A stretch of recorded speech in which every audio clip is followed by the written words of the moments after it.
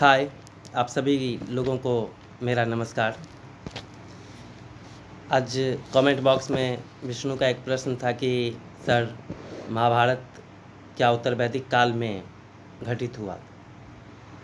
जैसा कि हम लोग जानते हैं अपने डेफिनेशन के अनुसार, ऐतिहासिक साक्ष्यों के अनुसार, कि पूरा का पूरा उत्तर वैदिक काल हम जो लेते हैं वो 1000 से 600 BC के पास लेते हैं। और जो महाभारत यानी महाभारत जैसा कुछ अगर हुआ था, जिसका इतिहास में भी थोड़ा बहुत दिया जाता है, तो वो समय 1000 से 800 BC 1000 से 800 BC है। तो निश्चित रूप से हम लोग कह सकते हैं कि हाँ, महाभारत जो हुआ होगा वो संभवतः उत्तर वैदिक काल में हुआ होगा। और इसके बाद भी और बहुत सारे साक्ष्य हैं, जैसे कि जो महाभारत है, महाभारत में मौर्यों की चर्चा नहीं है, गुप्तों की चर्चा नहीं है, इसका मतलब पहले का है। या फिर जो पाणिनि का व्याकरण है उसमें भी इसकी चर्चा की गई। तो इन तमाम स्रोतों को देख कर के यह कहा जा सकता है कि महाभारत की जो घटनाएं हैं या महाभारत जो घटित हुआ वो उत्तर वैदिक काल में हुआ। आप लोग इसी तरीके से कमेंट बॉक्स में अपने क्वेश्चंस डालते रहें, जहाँ तक संभव होगा मैं उसके जवाब देने की कोशिश करूँगा। और उसके लिए मैं एक डाउट क्लास ही लेके आऊँगा, यानी कि डाउट टॉपिक जो होगा, जो जहाँ पर मैं आप लोग संतुष्ट नहीं हो पाए हों या आप लोगों के मन में जो बातें हों वो आप लोग क्वेश्चन करेंगे कमेंट बॉक्स में, और हम उसके लिए स्पेशल जब 10 के आसपास आएगा तो हम स्पेशल उसके लिए क्लास अपना देने की कोशिश करेंगे। हम लोगों ने कल के वीडियो तक में आर्यों की जो यानी कि ऋग्वैदिक आर्यों की जो सामाजिक और राजनीतिक स्थिति थी उसको देखा था। आज हम लोग आर्थिक और धार्मिक जो उनकी स्थिति थी उस पर हम लोग चर्चा करेंगे। इसमें पहले हम लोग आर्थिक स्थिति पर ही करेंगे। आर्थिक स्थिति यानी कि हम लोग जो खुद को जीने के लिए, खुद को जिलाने के लिए जो प्रयास करते हैं, जो रुपया पैसा कमाने की कोशिश करते हैं, जो बड़े बड़े उद्योग धंधे लगाए जाते हैं, कृषि कार्य किए जाते हैं, ये सारा कुछ एक उस सभ्यता के, उस देश के इकोनॉमी के अंतर्गत आता है। ठीक इसी तरीके से ऋग्वैदिक जो आर्य लोग थे, जो सब सेंधम प्रदेश में जिनका निवास स्थान बना था, तो उनकी आजीविका के क्या साधन थे, उनकी अर्थव्यवस्था कैसी थी। हम लोगों ने देखा है कि जो ऋग्वैदिक आर्य थे वो लोग मुख्यतः कबायली थे, यानी कि उनके जो जीने का अंदाज़ था वो कबायली रीति रिवाज से संचालित होता था। और उसमें कृषि के लिए उस समय फ़िलहाल कोई स्थान नहीं था, क्योंकि वो लोग एक जगह पर स्थिर नहीं हो पाते थे। और कृषि करने के लिए अनुसंधान की आवश्यकता थी, अवकाश की आवश्यकता थी, जो उनके पास संभवतः उस समय में नहीं था। और इसके लिए कृषि उनके लिए गौण पेशा था और पशुपालन मुख्य पेशा था। पशुपालन में वो लोग गाय, भेड़, घोड़ा, बैल, भैंसा, ये लोग जानते थे। इन्होंने पालतू बनाया हुआ था और इससे जहाँ तक इनको ये लोग मदद ले पाते थे वहाँ तक मदद ये लोग लेते थे। बाघ और हाथी याद रखेंगे, बाघ और हाथी, इससे शायद ये लोग, क्योंकि ऋग्वेद में इसका वर्णन नहीं है, इस दोनों जो दोनों जानवर हैं इसका वर्णन ऋग्वेद में नहीं है, इसलिए मान करके चला जाता है कि संभवतः ये लोग बाघ और हाथी से परिचित नहीं थे, जैसा कि बाद में चल करके हम लोग देखेंगे उत्तर वैदिक काल में ये लोग परिचित हो जाते हैं। पशुपालन में भी इनके लिए जो गाय था वो सर्वाधिक महत्वपूर्ण पशु, दूध के हिसाब से या अन्य किसी कारण के हिसाब से हो सकता है। तो गाय प्रमुख पशु, और गाय के लिए ही इनका सारा कुछ होता था। संभवतः राजा का जो चुनाव किया जाता था उस समय में वह गाय के लिए ही किया जाता था, गायों की सुरक्षा के लिए ही किया जाता था। हम लोग देखते हैं कि हमारे पास अगर किसी के पास बहुत बड़ा महल है, 10 गाड़ियाँ हैं, तो वो 10 गाड़ियों की सुरक्षा के लिए सोचता है। और जिसके पास में एक फूस का मकान है, एक टूटी हुई साइकिल है, तो वो टूटी हुई साइकिल को बचाने के लिए ही प्रयास करता है, जो उस घर का मालिक होता है।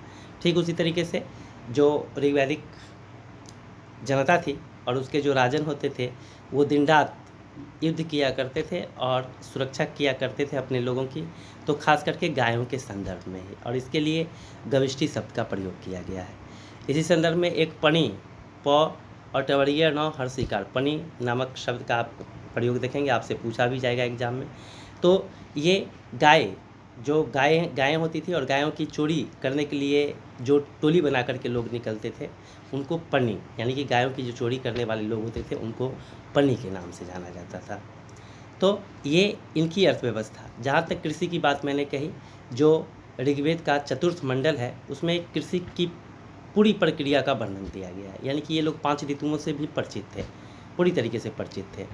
कृषि कार्य करना ये जानते थे, इसमें कोई संदेह नहीं है। ये लोग जौ, जिसको यव कहा जाता है संस्कृत में, इस अनाज से ये लोग परिचित थे, लेकिन ये लोग शायद खुल करके कृषि कार्य नहीं करते थे। इतना स्पष्ट है, हम लोग इतना दिमाग में रखें कि ये लोग कृषि कार्य को खुल कर के नहीं करते थे। जैसे आगे चल कर के लागल है, यानी कि हल है, या फिर अवट है अर्थात कुआं है, पर्जन्य है अर्थात बादल है, सीता है अर्थात हल का निशान है, कविशु है अर्थात गोबर है। तो ये सारे के सारे शब्द ऋग्वेद में मिलते हैं, जिससे कि ये तो 100% अंदाज़ा लगाया जा सकता है कि ये लोग कृषि से परिचित थे और कृषि करते थे, लेकिन बृहद पैमाने पर शायद ये लोग नहीं करते थे कृषि। फिर जहाँ तक उद्योग धंधा, जैसे कि हड़प्पा सभ्यता में हम लोगों ने देखा था, उस तरीके से देखने की कोशिश करेंगे तो ऐसा कुछ इस तरीके का कोई निशान नहीं मिला। हाँ, रथकार या फिर चर्मकार या फिर धातु का काम करने वाले यानी कि कर्मार, बढ़ई, ये सारे पेशागत यानी कि ये लोग थे, मतलब प्रोफेशनल लोग थे। तो निश्चित रूप से उस तरीके का काम होता था, जैसे कि मृदभांड तो कुम्हार तो था ही, बढ़ई यानी कि रथ बनाया जाता था, पहिया बनाया जाता था, पहिया खास करके, तो वो भी थे। तो ये सारी बातें होती थीं, लेकिन जैसा कि मैंने आप लोगों को पहले ही बताया हुआ है कि ये लोग बिल्कुल उस अवस्था में नहीं पहुँचे थे, तो हम लोगों को भी उसी तरीके से इस चीज़ को देखना है। ऋग्वैदिक काल से संबंधित तांबे का जखीरा भी मिला है, जिससे कि ये लोग तांबे का भरपूर प्रयोग करते थे। हम लोग ये भी ध्यान में रखें, आगे जब हम लोग उत्तर वैदिक काल में जाएंगे तब देखेंगे कि 1000 BC से, जहाँ से उत्तर वैदिक काल शुरू होता है, वहाँ पर में आ कर के 1000 BC में लोहा का प्रयोग आर्य लोगों के द्वारा किया जाता है। तो अभी तक लोहा तक ये लोग पहुँचे नहीं थे, इसके लिए इनके जीवन में कोई खास क्रांति नहीं हुई थी, नगरीय क्रांति नहीं हुई। जैसा कि हड़प्पा सभ्यता इनसे पहले के लोग थे और उन लोगों ने नगरीय क्रांति कर दी थी। घरों के बनाने का उनका अपना पैटर्न था, लंबी चौड़ी सड़कें थीं, नाली था, मोड़ी था, ये सब यहाँ पर में नहीं मिलता है। तो इससे ये साफ अंदाज़ा लगाया जा सकता है कि इनकी जो अर्थव्यवस्था थी वह मुख्यतः ग्रामीण अर्थव्यवस्था थी, आत्मनिर्भर अर्थव्यवस्था थी, इसमें कोई संदेह नहीं था। जहाँ तक वो लोग होता था खुद से अपना उस तरीके से करते थे। तो ये वहाँ का इकोनॉमी। इसके बाद जो हम लोगों का बचता है, इसका अंतिम, वो है धार्मिक स्थिति। धर्म आज भी हम लोगों के लिए बहुत महत्वपूर्ण है। हम लोग जितना भी पढ़ लिख लें, लेकिन अपने धर्म को पीछे नहीं छोड़ सकते हैं, और ऐसा कभी ना हुआ, ना शायद आगे होगा। तो हम लोग इस समय के यानी कि ऋग्वैदिक जो आर्य लोग थे, इनके धार्मिक क्रियाकलाप, इस पर चर्चा करेंगे कि ये लोग कैसे करते थे। तो जो ऋग्वैदिक आर्य थे, ये लोग बहुदेववादी थे, लेकिन बहुदेववादी होते हुए भी एकेश्वरवादी थे। इस चीज़ को हम लोग समझें। जैसे बहुदेववादी है, जैसे हम लोग राम की पूजा करते हैं, विष्णु की पूजा करते हैं, शिव की पूजा करते हैं, दुर्गा की पूजा करते हैं, पार्वती की पूजा करते हैं। एक ही जगह, एक मंदिर में आप जाते हैं तो इतने लोगों की आप, यानी कि इतने भगवान की आप पूजा करते हैं, लेकिन कोई एक भगवान होते हैं उस समय जिसको आप लोग फोकस करते हैं दिमाग में कि हमको उनके, जैसे कि श्रावण का महीना जब आता है और हम लोग भगवान भोला को जब जल चढ़ाने के लिए जाते हैं, तो हम लोग सबसे पहले, हम लोगों का उद्देश्य होता है भगवान भोला का वो जल चढ़ाना। लेकिन उसके बाद जब हम निकलते हैं तो पार्वती जी को, गणेश जी को, हनुमान जी को, या जितने भी भगवान होते हैं उस परिसर में, प्रांगण में, वहाँ हम सबको जल चढ़ाते हैं। तो ये एकेश्वरवादी, इसको आप एकेश्वरवादी ही कहेंगे। हैं बहुत सारे देवता, लेकिन एक समय में कोई एक देवता ही होता है जो प्रधान होता है, और इसी को हम लोग बहुदेववादी होते हुए भी एकेश्वरवादी कहते हैं। हम लोगों पे आरोप लगाया जाता है हिंदू धर्म पे कि ये लोग बहुदेववादी हैं, ये लोग केवल, लेकिन ऐसी बात नहीं है, हम लोग भी एकेश्वरवादी हैं, इसका स्वरूप अलग है। तो ये वहीं से कंटिन्यू हुआ था और उस चीज़ को हम लोग अभी तक कर रहे हैं। तो ये बहुदेववादी थे, और प्रकृति यानी कि जो प्राकृतिक शक्तियाँ थीं उससे अभिभूत होकर के ये लोग, जैसे कि डेमोक्रेट्स ने कहा भी था कि धर्म की उत्पत्ति संभवतः भय से होती है। जब हम भयभीत होते हैं, जिस चीज़ से भयभीत होते हैं, हम उसके आगे आत्मसमर्पण कर देते हैं और उसी से प्रार्थना करते हैं कि हे प्रभु आप हमारी सहायता करो। जैसे उस समय बहुत बारिश होती होगी, बड़ी बड़ी नदियाँ होती होंगी जिसको पार पाना मुश्किल होता होगा, या और इस तरीके का आंधी तूफान आता होगा जैसे आजकल साइक्लोन्स आते हैं, ऐसा कुछ होता होगा और इससे ये लोग संभवतः भयभीत होते होंगे और उनकी पूजा अर्चना शुरू करते होंगे। खैर ये कोई तार्किक या अच्छा दृष्टिकोण नहीं है। धर्म है तो धर्म स्वभाव से है और इन लोगों ने प्राकृतिक शक्तियों का मानवीकरण किया था, उनको मानव का रूप दिया था और तब जाकर के उसकी पूजा करते थे। अब जो ऋग्वैदिक आर्य थे वो लोग मुख्यतः तीन तरह से, यानी कि इसको जो हम लोग बांटते हैं उसको तीन भाग में बांट देते हैं। एक आकाश का देवता, एक अंतरिक्ष का देवता, एक आकाश का देवता, एक अंतरिक्ष का देवता और एक पृथ्वी का देवता।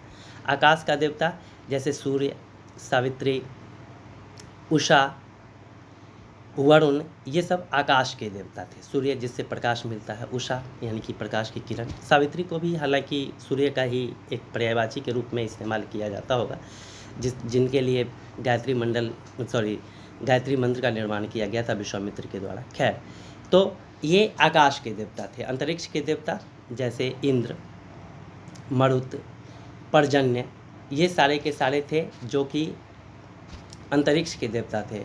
और यहाँ पर में यानी कि पृथ्वी के देवता, और पृथ्वी के देवता में पृथ्वी खुद, सोम, अग्नि, ये सब आपके पृथ्वी के देवता थे, यानी कि पृथ्वी के देवता थे। तो इस तरीके से इनका वर्गीकरण किया हुआ था और जो भी इसमें देवता थे उनका कोई ना कोई निश्चित काम था।